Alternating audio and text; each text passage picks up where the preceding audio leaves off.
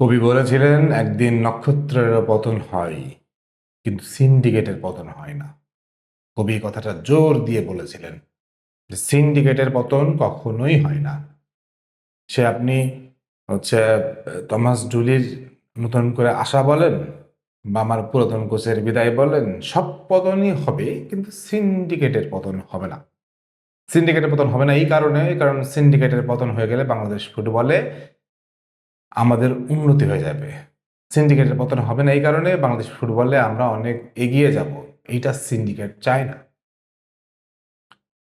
যারা এই ভিডিওটা দেখবেন হয়তো অনেকে রাগ করবেন, অনেক কথা বলবেন, কিন্তু ভাই স্কোয়াডটা একবার দেখেন। প্রাইমারি স্কোয়াড দেশীয়দের নিয়ে, বিদেশিরা আসবে পরে। বিদেশিরা তো আছে ওই হাতে গোনা ৫-৭টা, তো আসবে তারা পরে।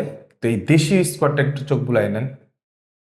আপনার বডি সোহেল আছে, মাল আছে। পোলিও মালটা আছে। তারপরে মনে করেন যে আকাশ, হৃদয়, তারপরে মনে করেন আর কি, শৈলেন্দ্র জুনিয়র। হুম মানে মাল আপনি যাকে যাকে চান, সিন্ডিকেটের কড়া কড়া মাল সব আছে। মনে করেন যে বাইচালান 50 টাকা, বাইচালান 10 টাকা, এই টাইপের মাল সব আছে, একটাও নাই। তাহলে আমি আপনাকে কোচ হিসাবে নিয়ে দিলাম, তাহলে আপনি আপনার চোখ দিয়ে কি দেখলেন? আপনার চোখ দিয়ে আপনি কি দেখছেন? হ্যাঁ, একটা দুর্দান্ত মানে কলাপ আছে, সেটা নিয়ে পরে বলতেছি। একটা দুর্দান্ত আমার পছন্দ হয়েছে, একটা দুর্দান্ত কলাপ আছে, সেটা নিয়ে পরে বলতেছি। বাট সিন্ডিকেটের প্রতিটা মাল ওখানে উপস্থিত। আপনি খুঁটায় খুঁটায় দেখেন, প্রতিটা মাল উপস্থিত। কিন্তু সুখের সংবাদটা হচ্ছে যে আনিসুর রহমান জিকোকে কলাপে রাখা হয়েছে। ম্যাচ খেলার নামে কি জানি না, মূল স্কোয়াড নিয়ে নেওয়া হবে কিনা জানি না, বাট জিকোকে রাখা হয়েছে। আমাদের জামাল আছে, আমাদের মোরসালিন আছে, আমাদের পিওর উইঙ্গার রাকিব অনেকদিন পরে ব্যাক করতেছে। Fantastic to see. এইগুলো দেখার পরে ভালো লাগে যে হ্যাঁ, দেশীয় প্রোডাক্টের মধ্যে ইন্টারন্যাশনাল মাল আমাদের আছে, সেগুলোকে রাখা হয়। কিন্তু যেইগুলো ভাই মানে খ্যাপের খেলা, মানে পাড়ার খেলা, সব খেলা খেলে, মানে এগুলো অনেকে যে ইদানিং ট্রল করতেছে যে জাতীয় দলের খেলোয়াড়রা খ্যাপ খেলে না, খ্যাপের খেলোয়াড়রা জাতীয় দলে খেলে। ব্যাপারটা তাই। মন্ত্রী বলল, বাফুফে বলল তদন্ত করে ব্যবস্থা নেব। ব্যবস্থা হচ্ছে এই যে যে জাতীয় দলে ডাক দিল। হ্যাঁ, ব্যবস্থা হলো এই যে যে তাদের পুরস্কৃত করলো জাতীয় দলে ডাক দিয়ে। বুঝতে পারতেছেন সিন্ডিকেট কোথায় আছে? সিন্ডিকেট বলে না। সিন্ডিকেট করার জন্যই থমাস ডুলিকে আনা। অন্যান্য কোচরা আসলে সিন্ডিকেট করতে পারতো না। আপনারা তখন বুঝেন নাই, আজকে বুঝবেন, এখন বুঝবেন, এবং আসলেই তাই। যাক, ভালো লাগার যে সংবাদটা আছে সেটা হচ্ছে বলি, সেটা হচ্ছে সৌরভ দেয়ান মোহামেডানের হয়ে 12 গোল করে লাস্ট মৌসুমে, তাকে কলাপে রাখা হয়েছে ফার্স্ট টাইম। ভালো লাগছে। এবং তাকে যদি মানে মূল স্কোয়াডে রাখে আমি খুশি হব, এবং তাকে খেলাক বা না খেলাক, তাকে আমার মনে হয় আস্তে আস্তে সুযোগ দেওয়া উচিত। অবশ্যই এরকম সুযোগ তো আমরা আলামিনকে দিয়েছিলাম। আলামিন সুযোগ দিয়ে তো জীবনে কিছু করতে পারলো না, উল্টা আরো 15 ম্যাচের ব্যান খেয়ে বসে রয়েছে। সুযোগ আমরা তো দিছিলাম অনেকজনকেই, কিন্তু কিছু করতে পারে নাই। কিন্তু এই ইন্টারন্যাশনাল পরিমণ্ডলে ভাই এই 12 গোল কোনো ম্যাটার করে না। ইন্টারন্যাশনাল পরিমণ্ডলে অন্যান্য খেলোয়াড়দের 1 গোল আর এদের 12 গোল সমান। সো ওই জায়গা থেকে সৌরভদেরকে সুযোগ দেওয়া হয়েছে। হয়তো লিগে ভালো পারফরমেন্স করলে, ভালো কিছু করলে করা হবে, সেটা দেওয়া হয়েছে। কিন্তু আমার প্রশ্নটা হলো যে সোহেল রানা কি ভালো করছে, লিগের স্ট্যাটটা কি? আপনারা কেউ যদি জানেন দয়া করে আমাকে একটু কমেন্ট সেকশনে লিখে দেবেন যে সোহেল রানার স্ট্যাট এটা ছিল।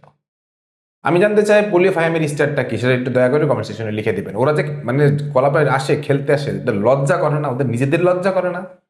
আমাদের কোনো অবদান নেই, লিগে কিছু করতে পারি না, তারপর আমরা খেলতে আসছি। আরে ভাই, সাতটার তো তাও এত অপমান টপমানের পরে খেলা একটু শিখছে। এই যে পোলিও ফাহিম, বডি সোহেল, রহমত মিয়া, এই বকর চক্কর, মানে যারে যারে হৃদয় ফিদয় সবাই রাখছে। মানে লিগে এদের অবদানটা কি ভাই? একটু কষ্ট করে আমার একটু লিখে দেন। আপনারা কখন হয়তো বলবেন যে এছাড়া তার উপায় নেই। আর উপায় নেই তাহলে আমি আমি হচ্ছে যে একেবারে করার খেলোয়াড় দিয়ে খেলাবো। উপায় যখন নেই, তখন আমি নতুনদের সুযোগ দিব। একেবারে মানে যাদের যাদের আগ্রহ আছে, স্পৃহা আছে, তাদেরকে সুযোগ দিব। বডি সোহেলের কি অবদান আছে যে একটা মিড অ্যাঙ্করিং করতে এসে একটা বল সে পজিশন রাখতে পারে না, প্রত্যেকটা বল হারায় ফেলে, লুজ করে, তার জন্য গোল খায়। পোলে ভাইমের কি অবদান আছে? শুধু দৌড়াতে পারে, একটা বল সে 1 ভার্সেস 1 করতে পারে না। 1 ভার্সেস 1 করলে ধরা ক্যাট। আর এই যে বাদ বাকি কথা তো বলতেছেই না।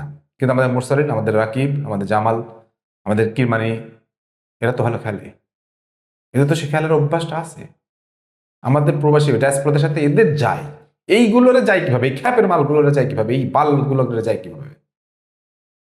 আপনি এখন বুঝতেছেন না যেটা ইয়ে আছে, মানে হচ্ছে সিন্ডিকেট আছে, আপনি এখন বুঝতেছেন না? বুঝবেন। যাও, এইগুলো হচ্ছে আবাসিক ক্যাম্প হবে, তাদের ডাকা হয়েছে প্রিলিমিনারি, বিদেশিরা আসবে, এসে জয়েন করবে। তো এই দল নিয়ে আপনাকে এশিয়ান কাপ দেখতে হবে, আসিয়ান কাপ দেখতে হবে, মাথায় রাখেন। তবে ভালো কিছু হবে না, এটুকু নিশ্চিত থাকেন। বোঝা হয়ে গেছে যে আমি মনে করছিলাম যে এবার হয়তো আরো একটু বেশি ভালো একটা স্কোয়াড দেখবো, কিন্তু সেটা হলো না। থমাস জুলি প্রমাণ করে দিল যে তিন সিন্ডিকেটের বাইরে না।